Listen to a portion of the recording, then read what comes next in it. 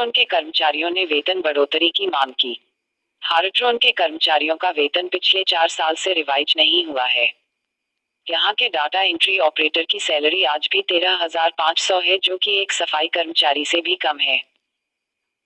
सुभाष थपलियाल शर्मा व देवेंद्र कुमार ने बताया कि वेतनमान की विसंगति दूर करने के लिए वह आईटी विभाग के निदेशक व एफडी के सभी अधिकारियों को कई बार मिल चुके हैं, लेकिन अभी तक इनके वेतन में कोई वृद्धि नहीं हुई। शर्मा ने बताया कि इनके वेतन में हर 3 साल बाद वृद्धि होती थी, जो कि अंतिम बार जुलाई 2016 में हुई थी तथा अब जुलाई 2019 में होनी थी, परंतु अभी तक नहीं हुई। गौरतलब है कि पूरे हरियाणा में लगभग 4,000 हार्ट्रॉन कर्मी है। इन कर्मचारियों को आज तक ना तो समान काम, समान वेतन मिला है और ना ही सर्विस सुरक्षा। हार्ट्रॉन के द्वारा कई कर्मचारियों की सर्विस को 20-25 साल हो गए हैं। 25 साल सर्विस करने के बावजूद भी इनका वेतन मात्र 23,000 तक है, जबकि इतने समय में तो एक सरकारी कर्मचारी पूरे इज्जत व अच्छी सैलरी के साथ रिटायर्ड भी हो जाते हैं। Report SP news. नमस्कार, मैं हार्ट्रॉन का कर्मचारी डाटा एंट्री ऑपरेटर। मेरी सर्विस 11 साल की हो गई है। उसके बावजूद भी आज मेरी सैलरी मात्र 17,000 रुपये है और हमारे जो पिछले 4 साल से साथी है उनकी 13,500 है। और सरकार ने हमें बड़े बड़े सपने दिखाए थे भी आप लोगों को जॉब सुरक्षा देंगे, इक्वल पे देंगे और किसी को बेरोज़गार नहीं होने देंगे। उसके बावजूद भी हम लोग यहाँ पे रुके कि सरकार हमें पहली बार यहाँ पे हमारी बीजेपी सरकार आई है और केंद्र में भी और राज्य में भी बीजेपी सरकार है और वो आईटी को ज़्यादा महत्व दे रही है। और हम लोग इसी आस उम्मीद में आज तक रुके हुए हैं, लेकिन 20 साल की सर्विस के बावजूद भी हम में से जो हाईएस्ट सैलरी है वो मात्र 23,000 है। और 16 साल की सर्विस के बाद तो एक आर्मी से भी हमारे सैनिक रिटायर हो जाते हैं और इतनी तो उनकी पेंशन लगती है। मुझे ये नहीं समझ आ रहा कि ये हमारी जो आस उम्मीद है, ये जो हमारी आकांक्षाएं हैं, ये कहाँ दब जाती है।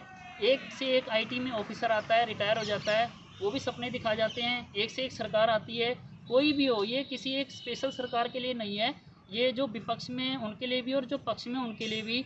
जो चुनाव के समय में अखबारों में इतने मोटे मोटे फॉन्ट में छपवा देते हैं भी हम किसी को बेरोज़गार नहीं होने देंगे, उल्टा बेरोज़गारों को भी नौकरी देंगे।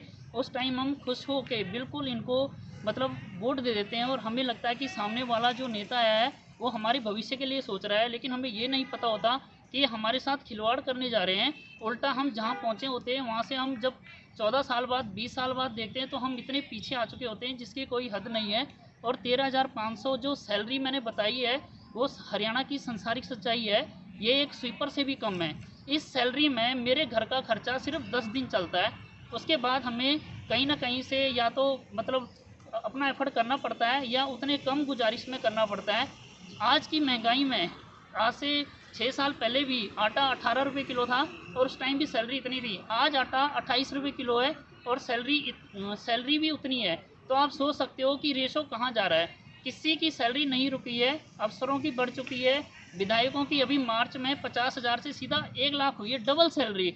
लेकिन हम डबल नहीं मांग रहे हैं, हम ये कह रहे हैं कि जो प्रोसीजर है आफ्टर 3 ईयर 35% कम से कम वो तो लागू हो। एफडी और आईटी के बीच हमारी जो फाइल है वो फुटबॉल की तरह घूम रही है। ये 1.5 साल हो गया जिसमें हमने जो हमारे अनुभवी साथी है उन्होंने बहुत चक्कर काटे और वो आज रिकॉर्ड भी है। कोई आईटी का अधिकारी ऐसा नहीं है जिनको हम ना मिले हों और हमारे जूते भी घिसे हैं। हमने दफ्तरों से छुट्टियां ले लेके उनको हाथ पैर जोड़े हैं। और आईटी के जो डायरेक्टर है रविंद्र कुमार जी, उनसे मैं खुद हाथ जोड़ के आया था 7 जनवरी 2020 को। उन्होंने बोला कि आपका काम प्रोसेस में हो जाएगा। सेम यही वर्डिंग एफडी के अजय कुमार जी की भी थी। उन्होंने भी बोला था कि हम आपको पॉजिटिव कर देंगे, लेकिन वो पॉजिटिव कहाँ गया ये हमें कुछ नहीं पता। अंत में हम मुख्यमंत्री जी से हाथ जोड़ के रिक्वेस्ट कर रहे हैं कि अब तो इतना टाइम होने के बाद एक बार तो हमारी तरफ देख लो कि हमारे रोल रिस्पॉन्सिबिलिटी क्या है। हरियाणा में आईटी का डिजिटल सम्मान देने के लिए हार्ट्रॉन के आईटी प्रोफेशनल ही सबसे ज़्यादा आगे रहे, आज भी, पहले भी और आगे भी रहेंगे। लेकिन हमें उतना पीछे धकेला जा रहा है, कोई हमारी आवाज़ नहीं उठा रहा, ना मीडिया में हमारी आवाज़ जाती है, ना कोई अफसर हमारे लिए कोई संज्ञान लेने को तैयार है, ना किसी मंत्री जी ने आज तक बोला है कि भाई आप लोगों ने इतने सालों से सेवा दी है, आप लोगों के लिए हम सर्विस रूल बनाएंगे। डिड सोसाइटी के लिए सर्विस रूल हमारी आंखों के सामने बनाए गए। गेस्ट टीचर के लिए बनाए गए, हमने उनका स्वागत किया, बहुत अच्छी बात है। हम डीसी रेट पे लगे एक स्वीपर की भी रिस्पेक्ट करते हैं, लेकिन हम ये सोच रहे हैं कि जिन हम लोगों को 11 साल से 25 साल तक हो चुके हैं, 1995 के ज्वाइनी यहाँ पे खड़े हैं, जबकि हरियाणा में 1996 में जो लोग क्लर्क पे आए थे वो लोग विभागों में असिस्टेंट डायरेक्टर तक बन चुके हैं और वो एज असिस्टेंट डायरेक्टर रिटायर हो चुके हैं क्लास 1 ऑफिसर बन के। लेकिन बहुत शर्म की बात है कि हमारे आईटी प्रोफेशनल आज भी वहीं खड़े हैं। एमटेक, बीटेक, एमसीए करने के बावजूद भी उनकी सैलरी मात्र 20,000 से 25,000 है। अब ये चीज़ कौन संज्ञान में लाए, कैसे लाए, ये समझ ही नहीं आता। हर सरकार कहती है कि हम आपका मुद्दा उठाएंगे और ये करेंगे वो करेंगे, और लेकिन वो उल्टा हमारा मुद्दा उतना पीछे चला जाता है। हम एक आस उम्मीद रखते हैं, हम लोग ना बीजेपी से हैं, ना कांग्रेस से है, ना जेजेपी से है। हम सुप्रीम कोर्ट का सम्मान करते हैं। सुप्रीम कोर्ट के 2006 के Uma Devi versus state of Karnataka के केस में उनका सम्मान करते हैं, भारत सरकार का करते हैं, हरियाणा सरकार का करते हैं, लेकिन बार बार वो बैकडोर एंट्री बोल के हमारी इतनी बुरी तरह कमर तोड़ चुके हैं जिसकी कोई हद नहीं है।